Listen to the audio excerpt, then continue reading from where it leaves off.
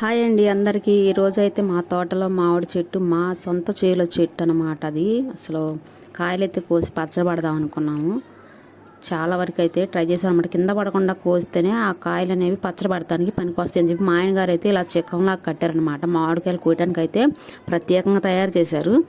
చూడండి, కింద పడకుండా కోయటానికి అనమాట. ఇలా మనం పచ్చడి పట్టే కాయలు కింద పడితే ఏంటంటే దెబ్బ తింటాయి. దెబ్బతిన్న కాయలు పచ్చడి పడితే పచ్చడే పాడైపోయిద్ది.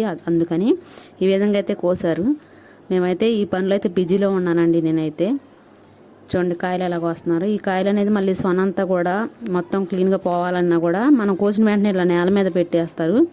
తర్వాత ఇంటికి తీసుకొచ్చిన తర్వాత కూడా చాలా పని ఉండిద్దండి. అట్లా సొన అనేది ఆగిపోవటానికి అయితే నీళ్ళల్లో ఒక పెద్ద టబ్బులో అయితే నీళ్లు పోసి అందులో కాయలు అయితే వేసి నీట్గా అయితే కడగాలి. అప్పుడైతేనే ఆ సొన అనేది ఆగిపోయింది అనమాట. అది ఆగిన తర్వాత అనేది మనం కాయని కోయటం అనేది జరిగిద్ది అనమాట. అప్పుడు చూడండి,